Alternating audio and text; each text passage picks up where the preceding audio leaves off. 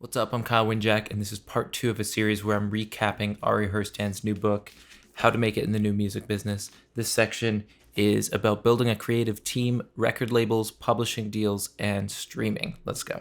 Embrace the hyphen. As an indie musician, you're not going to fully be able to focus 100% on music all the time because there's so many other things that are going on behind the scenes, and because we have the capability and the tools to do them ourselves now, oftentimes we have to. As you get more established, you can start to outsource that stuff, but when you're getting going, you kind of have to wear a lot of different hats. There's a Bill Gates quote in the book that says, if I had $2, I'd spend one on publicity. So the 50-50 rule is that half of your time and half of your money beyond your basic living expenses goes towards music, and then the other half goes towards all the business end of things behind the scenes. So that includes creating new content, web design, writing grants, the list goes on. There might be phases to this kind of rule where it swings heavily in one direction. Say if you're working on an album, you're going to be spending the majority of your time on the music and maybe a little bit less on the PR and promoting your music. But then when it's time to release it, that's going to switch and go the other way, where now, you're only spending maybe 20% of your time on the actual music for a little while and 80 on promoting it. So as part of your team, you're going to need a photographer, videographer, recording engineer, graphic designer, web designer, and at first, most or all of these things are going to be you. It's a good idea to become well-versed in as many of these skills as possible, and then when you do have the luxury of having the financial means to outsource all of this type of work consistently, because remember, you got to be putting out content basically every day is the expectation nowadays with social media. So you're going to, at the very least, want to make sure that you're putting out high quality content for every major career milestone. So, major shows, festivals, TV placements, maybe you signed a publishing deal or a record deal. We'll get to that a little bit later. The first few members of your team as an indie musician will likely be a digital media specialist to help with putting out high quality posts consistently, a producer, and a manager. So you've got two main categories of managers. You've got your well-connected managers who will take typically 15 to 20% of your entire earnings as a musician. And you've got your best friend managers who are kind of just in it because they really support what you're doing and they'll kind of take what they can get. And at first it might not be much, but you want to make sure that you're compensating whoever's doing this type of work for you fairly so that they're motivated to keep the momentum going and that they want to stick around. That said, until you have some momentum going for yourself, you're going to have to take on these responsibilities yourself because nobody wants to be part of something that doesn't already have momentum. And because you can do things now in the industry, you sort of have to prove that you can.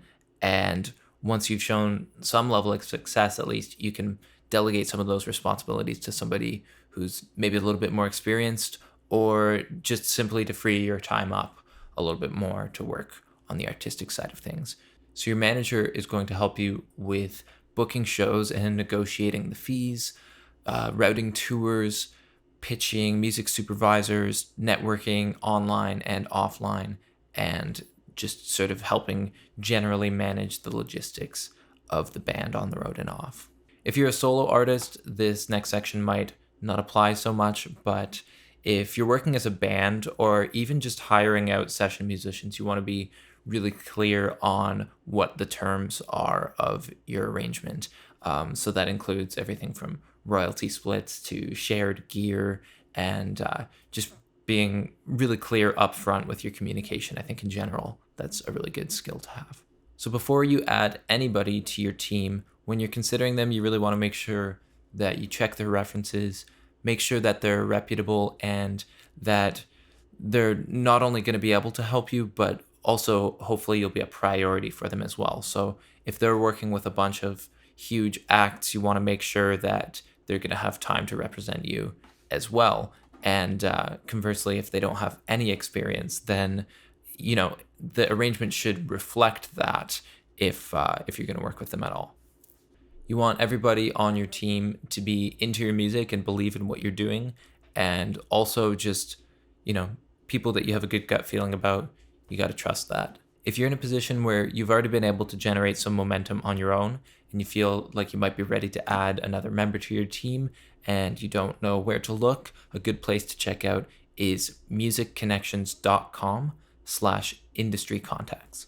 Signing to a record label, especially a major record label, is kind of like a bank loan. So that's the main thing that they can provide to you, because these days, no record label, or at least any major, is going to be interested in you at all unless you've already established a career for yourself.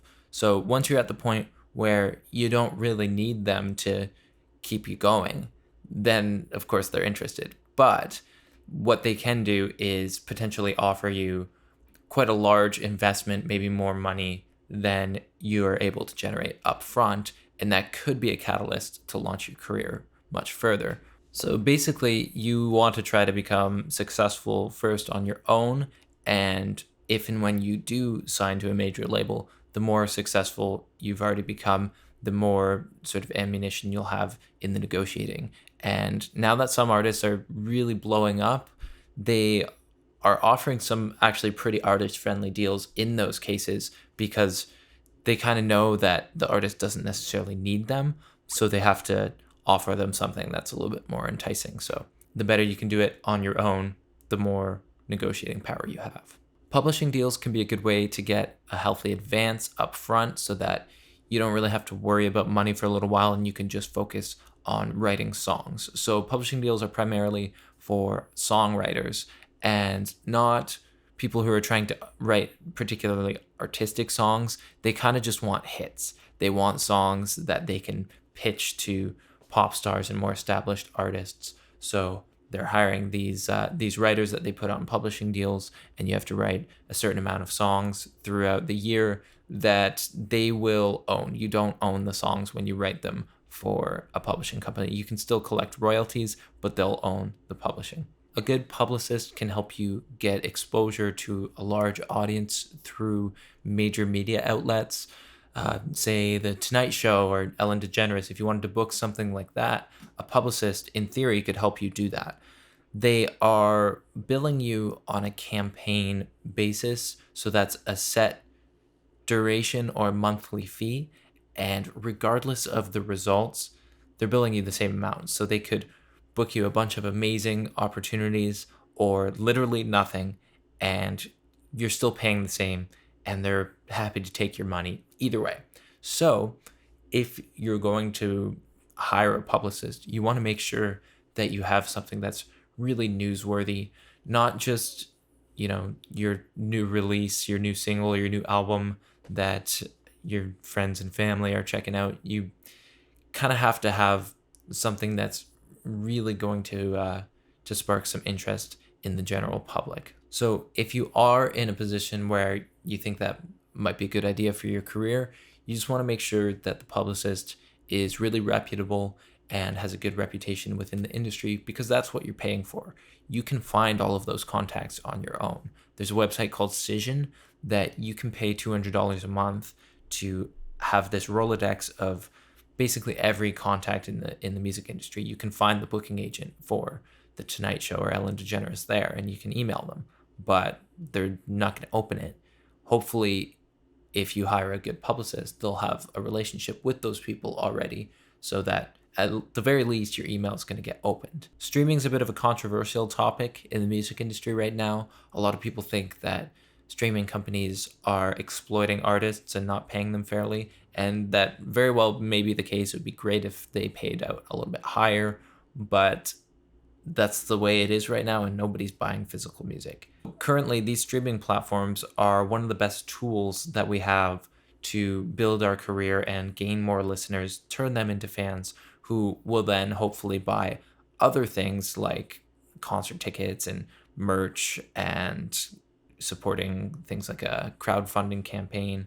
And, we kind of have to use the way that the industry is structured right now to the best of our ability to turn that to our advantage. As musicians in the modern world, I think we just need to be good at adapting to these things and figuring out how we can leverage them and make money in all sorts of different creative ways.